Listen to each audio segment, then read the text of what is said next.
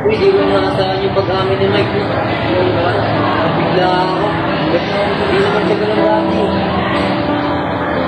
Kaya hindi ko nagbagya.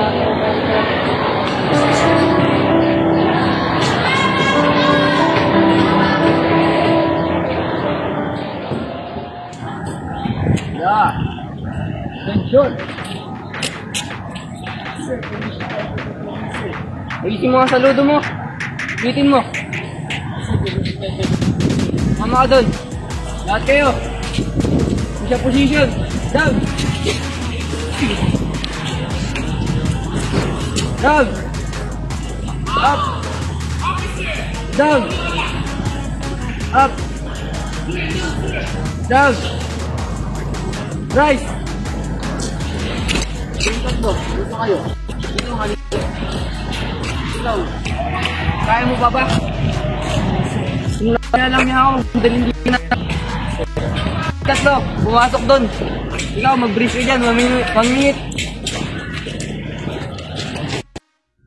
Simula lang umakunak ko.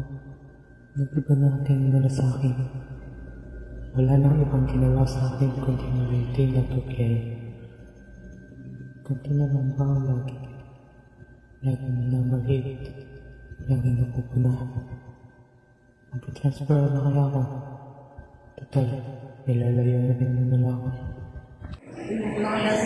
Anong oras na wala ko eh. Anong oras na.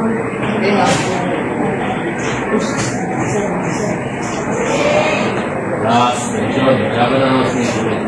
One of your classmates transferred out. I don't know the reason dahil baka masyado ng personal kaya hindi na sinabi sa akin kaya pinatla kasi ako. So, let us begin our discussion without your classmate.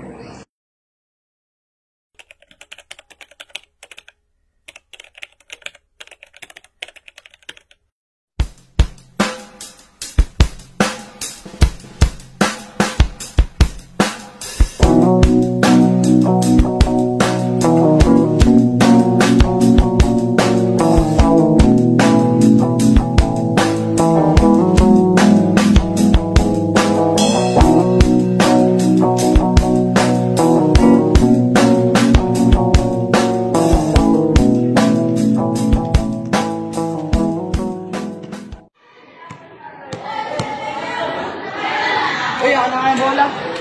Saan ako sumali? Ako, may tali daw. Hindi ko pwede dito lang. Saan ako lang ito? Hindi yung bola. Ang discrimination sa kasarian ay kumipigil sa ating potensyal at nakakasama sa lipunan. Ang bawat isa ay karapatang magkaroon ng pantay na oportunidad. Ano man ang sa iyo? Ang pagsabi ng hindi sa discrimination ay nangangahulugan na pagtutol sa mga maling paniniwala. Pantay na pagtrato sa lahat at iklikha ng lipunan ng respeto at kakapantay-pantay. Magkaisa tayo para sa katarungan at sabihin natin hindi sa discrimination sa kasarian. Oh, don't you rush away that smile. Just look out a window and see